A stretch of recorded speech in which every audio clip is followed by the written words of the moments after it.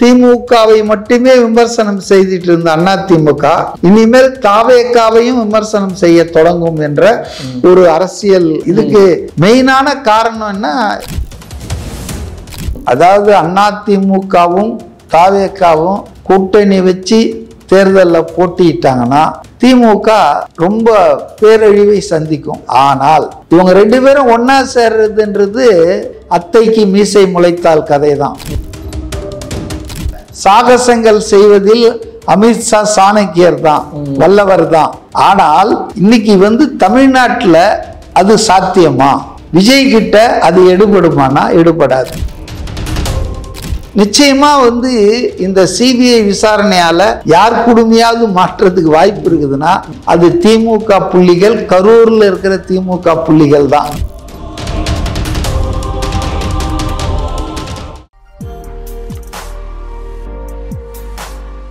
Academies நேயர்கள் எல்லாரும் வணக்கம். இன்னைக்கு நம்ம கூட பார்த்தோம்னா அரசியல் விமர்சகர் அதிவானன் அவர்கள் தான் நம்ம கூட இணைஞ்சிருக்காரு. சமீபத்திய அரசியல் நிகழ்வுகள் பத்தி பேச போறோம், அங்க பேசலாம். சார் வணக்கம். சார் வணக்கம். எப்படி சார் இருக்கீங்க? நல்லா இருக்கேன். கண்டிப்பா சார். நான் சொன்ன மாதிரி சமீபத்திய அரசியல் நிகழ்வுகள் தான். இப்ப இவ்வளவு நாள் பார்த்தோம்னா அதிமுக அணியினர் தான் விஜய் அவர்களுக்கு ரொம்ப சப்போர்ட் பண்ணிட்டு இருந்தாங்க. இந்த கரூர் சம்பவத்துல இருந்தே விஜய் அவர்களுக்கு அவரை தாங்கி பிடித்து அவருக்கு என்னென்ன சப்போர்ட் பண்ண முடியுமோ பண்ணாங்க. இப்ப ரெண்டு நாட்களா பார்த்தோம்னா அதிமுகவை விஜய்க்கு எதிராக திரும்பி அவருக்கு எதிராக சில தவறான கருத்துக்கள் வைக்கிறது, கிரிட்டிசிசம் பண்றதெல்லாம் பண்றாங்க. முக்கியமா பார்த்தோம்னா இதெல்லாம் ஏன் நடக்குதுன்னா விஜய் அவர்கள் கூட்டணி இல்லைன்றதுனால அதிமுக அதிருப்தியில் இருக்காங்க, அதனாலதான் இப்படி பேசுறாங்கன்னு சொல்றாங்க. அதிமுகவோட இந்த பேச்சு எப்படி பாக்குறீங்க? ஃபர்ஸ்ட் ஆஃப் ஆல் அதிமுகன்றது ஒரு பிரதான எதிர்கட்சி, முன்னாள் ஆளும் கட்சி. அதனால அவங்க விஜய்க்கு ஆதரவாக பேசினாங்கன்னு சொல்றதை விட திமுகவை எதிர்த்து பேசினாங்க. திமுக ஆட்சி நடத்துது, அதனுடைய ஆட்சியின் குறைகளை, அதனுடைய தவறுகளை அம்பலப்படுத்துவதன் மூலம் அவங்களுக்கு ஆதாயம் கிடைக்கும் நினைச்சுதான் திமுகவுக்கு எதிராக பேசினாங்க. விஜய்க்கு ஆதரவா பேசல. முதல்ல அந்த புரிதலை நம்ம கொண்டிருக்கணும். ஸோ அதனால அவங்க ஆளுகிற அரசாங்கம், போலீஸ் தவறிவிட்டது, உளவுத்துறை தவறிவிட்டது, ஜனங்களை பாதுகாக்க தவறிவிட்டதுன்னு ஆட்சியாளர்கள் மேல குறை சொன்னாங்க. எதிர்கட்சி வேற என்ன அவங்க சொல்ல முடியும்? ஆளுங்கட்சியை எதிர்த்து தானே பேசுவாங்க, விமர்சனம் பண்ணாங்க. அதனால அதை போய் நம்ம விஜய்க்கு ஆதரவா பேசினாங்கன்னு நினைக்கிறது சரியில்லைன்னு நான் நினைக்கிறேன். அடுத்தது இப்ப விஜய் அவங்க எதிர்க்க ஆரம்பிச்சிருக்காங்க, அது கரெக்ட் நீங்க சொல்றது. இதே எடப்பாடி பழனிசாமி கொஞ்ச நாளைக்கு முன்னால அவங்க கட்சி மாவட்ட செயலாளர்கள் நிர்வாகிகள் கூட்டத்தில் என்ன சொன்னதாக தகவல்னா, யாரும் விஜய் எந்த விமர்சனமும் பண்ணாதீங்க அப்படின்னு அவங்களுக்கெல்லாம் வாய்ப்பு போட்டதாக சொன்னாங்க. அதுக்கப்புறம் அப்படியே தான் இருந்தாங்க, யாருமே விஜய் பேல எந்த விமர்சனம் வைக்கல. ஆனா இப்ப பாத்தீங்கன்னா, அதாவது மகாபலிபுரத்தில் நடந்த தாவேகா கட்சியின் சிறப்பு பொதுக்குழு கூட்டத்தில் அலையன்ஸை பற்றியும் சீஃப் மினிஸ்டர் கேண்டிடேட்டை பற்றியும் ஒரு தீர்மானத்தை இறுதியான அவங்க கருத்தா தாவேகால அதை நிறைவேற்றின பிறகு இப்போ கொஞ்சம் எல்லாருக்குமே அதிமுக இருக்கிறவங்க 1 by 1 ஆரம்பிச்சிருக்காங்க விமர்சனம். முதல்ல KP முனுசாமி ஆரம்பிச்சாரு, அதுக்கப்புறம் SP வேலுமணி, இப்படி பல பேர் ஆரம்பிப்பாங்க. இனிமேல் அவங்க திமுகவை மட்டுமே விமர்சனம் செய்துட்டு இருந்த அதிமுக இனிமேல் தாவேகாவையும் விமர்சனம் செய்ய தொடங்கும் என்ற ஒரு அரசியல் சூழல் தான் தேர்தல் வரை நடக்கும்னு நினைக்கிறேன். இதுக்கு மெயினான காரணம் என்ன? ஒரே காரணம், அதிமுக ஜெயிப்பதற்கு தாவேகா உதவி பண்ணும், கூட்டணிக்கு சேரும், அவங்களுடைய நிபந்தனைகளை எல்லாம் ஏற்றுக்கிட்டு மறுபடியும் எடப்பாடியை முதலமைச்சர் ஆக்கலாம் அப்படின்னு அவங்களுக்கு ஒரு கணக்கு இருந்திருக்கும் அதிமுகவுக்கு. ஆனால் அந்த கணக்கு எந்த விதமான ஆதாரமும் அற்றது, எந்த விதமான நியாயமும் அற்றது. ஏன்னா விஜயை பொறுத்தவரை எந்த நேரத்திலையும் அவர் அதிமுகவோட நாம் கூட்டணி பண்ணுவோம், எல்லாரோடையும் சேர்ந்து திமுகவை தோற்கடிச்சு அதிகாரத்திலேருந்து அகற்றுவோம் அப்படிலாம் அவர் பேசந்தே இல்லை. அவர் பேசுறது இது வரைக்கும் பொது வெளியில என்னன்னா, முதன்மை அரசியல் சக்தியாக தமிழ்நாட்டில் நம்ம ஒருவன் தான் பேசியிருக்கார், அதை தொடர்ந்து பேசியிருக்கார். அதே போல தொடர்ந்து ஒரு 6 மாசமா அவர் என்ன சொல்றாருன்னா 2026 சட்டமன்ற தேர்தல் என்பது ஒரு போட்டி மெயினா யாரும் நடுவில் இருக்கோம்னா பிட்வீன் டிவிகே அண்ட் டிஎம்கே. இப்ப களத்துல 4 முனை 3 முனை எல்லாம் இருந்தாலும் நிஜத்துல வந்து 2 பேருக்கு இடையே தான் இது மோதல் இருக்க போகுது, அதிகாரத்தை யார் கைப்பற்றுவது என்று. அது வந்து தாவேகாவுக்கும் திமுகவுக்கும் இடையில தானே 6 மாசத்துக்கு முன்னால இருந்து சொல்ல ஆரம்பிச்சிட்டாங்க. அதனால விஜய் எந்த காலகட்டத்திலையும் அதிமுகவுக்கு ஏதாவது சமிஞ்சை கொடுத்து அதிமுகவுக்கு வந்து நம்பிக்கை கொடுத்து அந்த மாதிரிலாம் நம்ம பொதுவெளியில பார்க்கல. Under hand behind the scene என்ன நடந்ததுன்னு யாருக்கும் தெரியாது. அதனால வந்துங்க அதிமுக ஆட்கள் தான் ரொம்ப ஓவர் எந்தூசியாசம் காட்டினாங்க. உதாரணத்துக்கு அந்த கரூர் நிகழ்வுகளுக்கு அப்புறம் ஏதோ ஒரு மக்கள் சந்திப்பு போறார் இல்லையா எடப்பாடி பஸ்ல, அந்த என்னது தமிழ்நாட்டை மீட்போம் மக்களை காப்போம் அந்த இயக்கத்துல போகும்போது சில இடங்கள்ல அந்த நாமக்கல் அந்த ஏரியால போகும்போது தாவேகா கொடிய ஆட்டி நிறைய பேர் நின்றுட்டு இருந்ததையும் எடப்பாடிய வரவேற்று தாவேகாவினர் இந்த லோக்கல்ல ஏதோ பேனர் வச்சதாக அது ஒரு பேனர் இருந்தது என் காட்டி பிள்ளையார் சுழி போட்டாச்சு, பெரிய மெகா கூட்டணி வருது, எல்லாம் கவலைப்படாதீங்க, நல்ல பலமான கூட்டணி அமையும்லாம் எடப்பாடி வாய விட்டாரு. ஆனா அதுக்கு எந்த முகாந்திரம்ல கடைசியில அந்த கட்சியில தாவேகால இருந்து என்ன சொன்னாங்கன்னா அந்த கொடியை ஆற்றவங்கெல்லாம் வந்து அதிமுக ஆட்கள், எங்க கட்சியினர் யாரும் போல சான்ஸ் இருக்குது. ஏன்னா இப்ப எல்லா அரசியல் கட்சி கொடிகளும் சின்னங்களும் டவல்களும் துண்டுகளும் மார்க்கெட்ல ஓப்பனா விக்குது. யார் வேணா அதை போட்டுக்கிட்டு போய் என்ன அக்கிரமம் பண்ணிட்டு இந்த கட்சி தான் சொல்லிடலாம். இப்ப அந்த அபாயம் இருக்கு.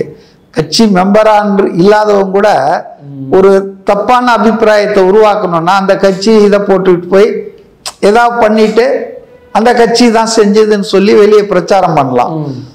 ஸோ அதனால வந்து எடப்பாடி பழனிசாமிக்கும் அதிமுகவுக்கும் நிர்வாகிகளுக்கும் ஒரு மனக்கணக்கு இருந்திருக்கிறது, கனவு இருந்திருக்கு. விஜய் வந்தார்னா ஷூரா நம்ம ஆட்சியை பிடிச்சிடலாம்.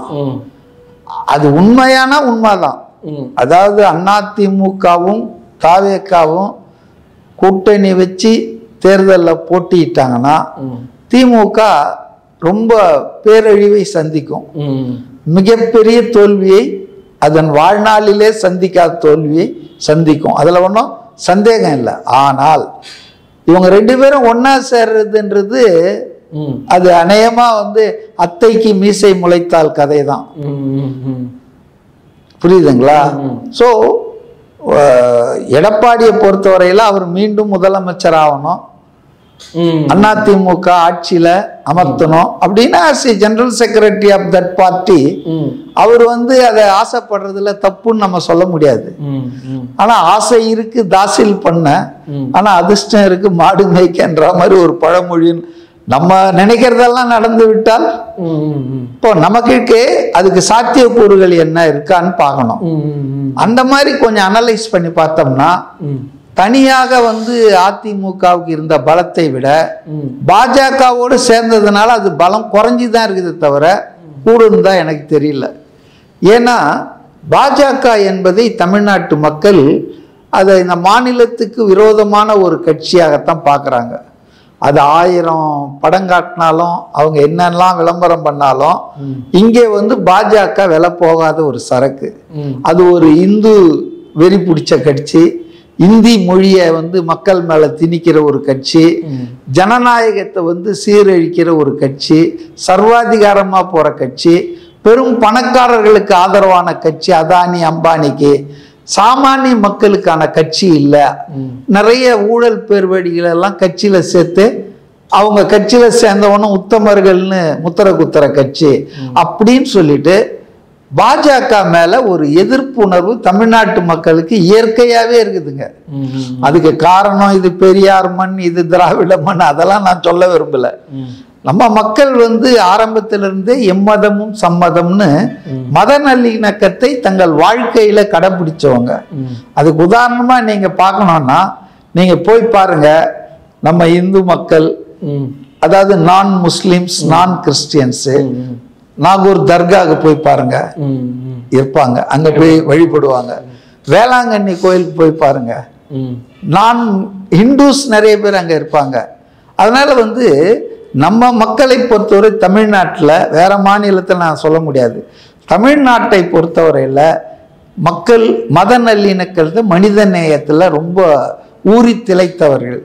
அப்போ அதை டிஸ்டர்ப் பண்ணுற, அதுக்கு எதிரான தத்துவம் உள்ள ஒரு கட்சியை அவங்க நிச்சயமாக அதை வந்து ஆதரிக்க மாட்டாங்க. எப்போதும் மொழி மேலே ரொம்ப பற்று உள்ளவங்க தமிழ்நாட்டு மக்கள்.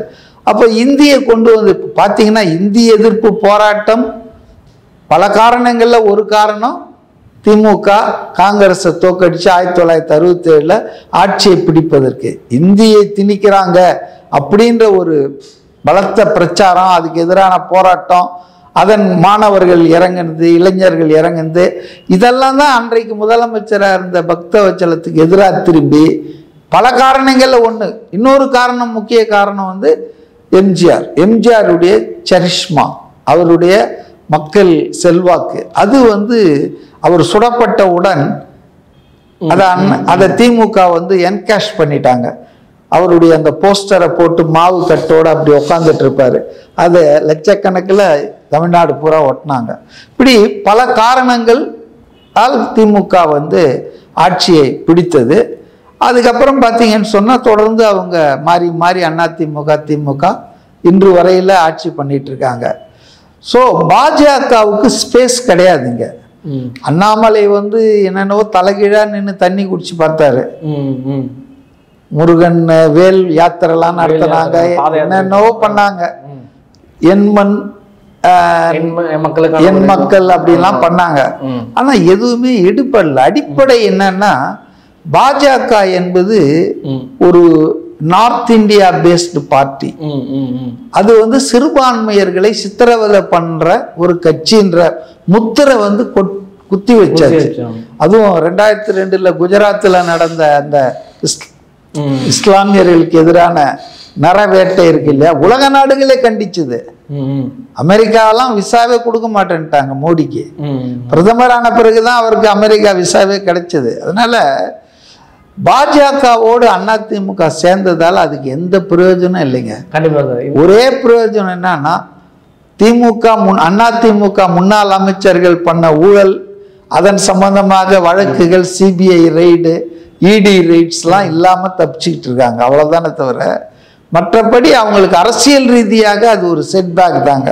கண்டிப்பா. இப்ப அதிமுக அதிருப்தியில் இருக்காங்கன்னு புரியுது. இப்ப மிக முக்கியமான கேள்வி வருது என்னன்னா, விஜய் அவர்கள் கூட்டணி இல்லைன்னு அறிவிச்சிட்டாரு, அதிமுக கூட இல்லைன்னு சொல்லி. கூட்டணி இல்லைன்னு சொல்லி அதிமுக கூட இல்லைன்னு அவர்தான் முதல்வர் வேட்பாளர். இல்ல அதிமுக கூட இல்லைன்னு கூட சொல்லி, why you put words into the mouth of mister Vijay. இல்ல சார், அவங்க என்ன சொல்லி இருக்காருன்னா, விஜய் அவர்கள் வேட்பாளர், முதலமைச்சர் வேட்பாளர், தாவேகாவுடைய கொள்கை கோட்பாடுகளை ஒப்புக்கொண்டு அதனோடு கூட்டணி சேர வருபவர்களுக்கு ஆட்சியிலும் பங்கு, அதிகாரத்தில் பங்கு. ஸோ ஃபர்ஸ்ட் பாயிண்ட், கூட்டணி ஆட்சிக்கு அவர் வந்து எதிரி இல்லை, அதை அவர் வந்து ரூல் அவுட் பண்ணல.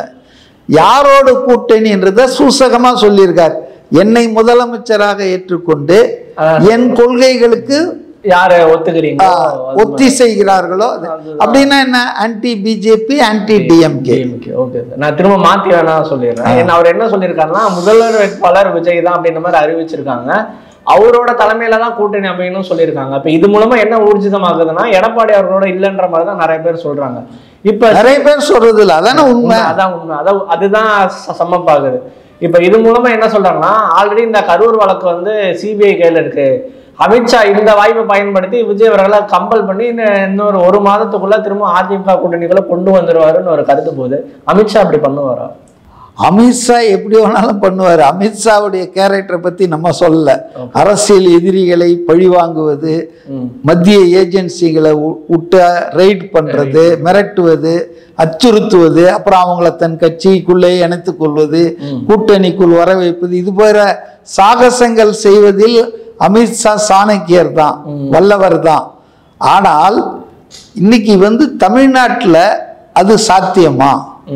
விஜய் கிட்ட அது எடுபடுமானா எடுபடாது. நம்பர் 1, அதாவது சிபிஐ ஒரு வழக்கு போனதாலேயே அதை வந்து விஜய் வந்து குடுமி போய் அமித்ஷா கிட்ட மாட்டிக்கிச்சேன்னு சொல்றவங்கெல்லாம் திமுகவுடைய உடன்பிறப்புகள் தான். விவரம் இல்லாம பேசுறாங்க. இப்ப சிபிஐ விசாரணை என்பது என்ன பொறுத்தவரையில பல திமுக புள்ளிகளுக்கு தான் பிரச்சனையாக போகுது. ஏன்னா இந்த இந்த இந்த துயரமான சம்பவம் கரூர்ல நடந்தத அதுல தாவேக்காவுடைய பங்கு என்பது ஒன்றுமே கிடையாது. அவங்களுடைய ஆதரவாளர்கள் தான் இறந்துருக்காங்க. பாதிக்கப்பட்டவர்கள் அவங்க ஒன்றும் எந்த குற்றத்தையும் செய்யல, எந்த தவறையும் அவங்க செய்யல.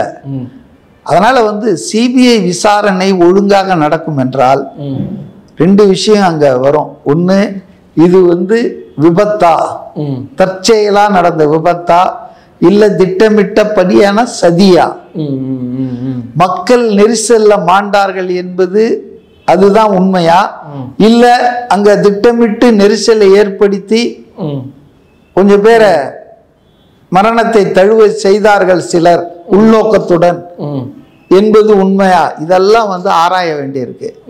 அதனால நிச்சயமா வந்து இந்த சிபிஐ விசாரணையால யாராவது ஒருத்தர் பாதிக்கிறதுக்கு வாய்ப்பு இருக்குதுன்னா, யார் குடுமையாவது மாற்றத்துக்கு வாய்ப்பு இருக்குதுன்னா அது திமுக புள்ளிகள், கரூர்ல இருக்கிற திமுக புள்ளிகள் தான். அவங்க குடுமி தான் மாற்றத்துக்கு இருக்குது இல்லையா? அதனால விஜய் குடுமி எங்க போய் மாட்ட போகுது? அதனால அது வாய்ப்பே கிடையாது. நிறைய பேர் என்ன சொன்னா அமித்ஷா. ரெண்டாவது சிபிஐ வந்து குண்டு கிளி தான். பல உச்ச நீதிமன்றமே ஒரு வாட்டி சொல்லி இருக்கு, கேஜ்டு பேரட்னு. சிபிஐ என்பது ஆட்சியாளர்களுடைய குண்டு கிளியா செயல்படக்கூடாது அப்படின்னு. இதெல்லாம் நல்லா தெரிஞ்சதாலதான் அந்த சிபிஐ அவர் கேட்கல விஜய். 5-6 பேர் உச்ச நீதிமன்றத்துக்கு போனாங்களே, அதுல விஜய் தரப்புல போன ஆதவ் அர்ஜுனா பிரேயர் என்ன சிபிஐயா? இல்ல probe monitored by the retired judge of the Supreme Court. Court monitored probe. சுருக்கமா சொன்னா நீதிமன்றத்தின் மேற்பார்வையில அல்லது கண்காணிப்புல ஒரு ஓய்வு பெற்ற உச்ச நீதிமன்ற நீதிபதி தலைமையில விசாரணை நடத்தப்பட வேண்டும் என்பதுதான் தாவேக்காவுடைய கோரிக்கை. உச்ச நீதிமன்றத்து முன்னால அதை வந்து வச்சவர் ஆதவ் அர்ஜுனா. அந்த கோரிக்கையை வைக்கும் போது தாவேகா தலைவர்களுக்கும் விஜய்க்கும் தெரியும், சிபிஐ என்பது அரசியல் ரீதியா நாளைக்கு பயன்படுத்தப்படலாம், அரசியல் ரீதியாக ஒரு நிர்பந்தத்தை ஏற்படுத்த பயன்படும். அதுல அவங்களுக்கு எந்த சந்தேகமும் இல்லை. அமித்ஷா பயன்படுத்த மாட்டாருன்னு நானும் சொல்லல, யாரும் சொல்ல மாட்டாங்க. கடந்த கால வரலாறு எல்லாம் பார்த்தா அதை தான் செஞ்சிட்டு இருக்காங்க. ஸோ அதனால வந்துங்க அவங்க சிபிஐ என்கொயரி கேட்காத காரணம் அதுதான். ஆனா அவங்க ஒரு தர்க்க நியாயம் வச்சாங்க, அதை கோர்ட் ஏத்துக்குச்சு. இந்த கரூர்ல நடந்த விபத்து என்பது காவல்துறையினுடைய ஜாக்கிரதை இல்லாம, அசட்டை அக்கறை இல்லாததால தான் நடந்தது. காவல்துறை ஒழுங்காக தன் கடமையை ஆற்றி இருந்தால் இந்த தவிர்த்து இருக்கலாம் அப்படின்றதுதான். அப்போ காவல்துறை மீதான ஒரு குறையை, ஒரு புகாரை காவல்துறை அதிகாரிகளே விசாரிச்சு நானே குற்றவாளி நானே நீதிபதின்னு ஆரம்பிச்சா நல்லா இருக்காது. அப்ப நியாயமான விசாரணையை நாங்கள் எதிர்பார்க்கவில்லை. தமிழ்நாடு அரசோ அதன் கீழ் உள்ள காவல்துறையோ இந்த சம்பவம் பத்தி விசாரணை பண்ணா அது நடுநிலையாக இருக்காது, நியாயமாக இருக்காது, உண்மையான குற்றவாளிகள் கண்டறிய முடியாது. ஆகவே தான் கோர்ட் மானிட்டர்ட் ப்ரோப் வேணும்னு கேட்டுச்சு. ஆனா மற்ற 3-4 பேரு சிபிஐ தான் விசாரிக்கணும்னு சொல்லி கேட்டாங்க. ஸோ கோர்ட் என்ன பண்ணுச்சு, 2 பேர் கோரிக்கையும், 2 சாரார் கோரிக்கையும், ஒரு சாரார் சிபிஐ விசாரிக்கணும், ஸ்டேட் போலீஸ் விசாரிக்க கூடாதுன்றாங்க. இன்னொரு சாரார் கோர்ட்டே மேற்பார்வையிட்டு கண்காணிச்சு விசாரிக்கணும்ன்றாங்க. அப்போ 2 பேருடைய கோரிக்கையும் ஏற்ற உச்ச நீதிமன்றம் சிபிஐ விசாரிக்கும். ஆனா அது ஒழுங்கா விசாரிக்குதான்னு சொல்லி அதை மானிட்டர் பண்றதுக்கு ஒரு ரிட்டையர்டு ஜட்ஜ் ரஸ்தோகி தலைமையில ஒரு 3 பேர் கொண்ட குழு போட்டாங்க. எந்த அளவுக்குன்னா மற்ற 2 ஐபிஎஸ் ஆபீசர்கள் தமிழ்நாட்டில் வேலை செய்யலாம், ஆனால் தமிழ்நாட்டில் பிறந்தவங்களா இருக்கக்கூடாது, அந்த அளவுக்கு சொல்லிடுச்சு கோர்ட்டு. ஸோ பழைய சிபிஐ இல்லை, இஷ்டத்துக்கு அமித்ஷா வளர்ச்சி எல்லாம் பண்றதுக்கு, குடுமையெல்லாம் ஆட்டுறதுக்கு. இது வந்து உச்ச நீதிமன்றத்தின் ஒரு மாசமா ரிப்போர்ட் கொடுத்தாகணும். அப்போ யார் குடுமி யார் கையில மாற்ற வாய்ப்பும் கிடையாது. உண்மைகள் வரும். ஏன்னா இல்லைன்னா ரஸ்தோகி வந்து பிடிச்சி இழுப்பார் சிபிஐ. அதனால CBI cannot act in a partisan manner. அது வந்து ஒரு சார்பு நிலை எடுக்க முடியாது, நியாயத்தை தான் எடுக்க முடியும். அதனால விஜய் தலையை போய் அங்க போட்டாரு இங்க வந்துட்டாருலாம் இது வந்து வழக்கமான பல்லவி தான். திமுகவினர் எப்படியாவது பாஜக ஆதரவு, பாஜக கிட்ட போயிடுவார் விஜய் அப்படின்னு சொல்லி அவர் அந்த பக்கம் கமலஹாசனை தள்ளி விட்டு கடைசியில் இவங்க பக்கம் வந்தோடனே இப்ப அவரு தான் தீவிர பாஜக எதிர்ப்பாளர்னு போஸ்ட் கொடுத்துட்டு இருக்காங்க. அது மாதிரி தான் இவங்களை பொறுத்தவரை திமுகவை எதிர்ப்பவர்கள் பாஜக ஆதரவாளர்கள் அப்படின்னு சொல்றாங்க. அது ஒன்றும் தமிழ்நாட்டு மக்கள் கிட்ட எடுபடாது. இவ்வளவு நேரம் நீங்க பதில் பண்ணது நன்றி சார். இதே மாதிரி இன்னொரு நேரத்தான சந்திப்போம். நன்றி சார். ஓகே.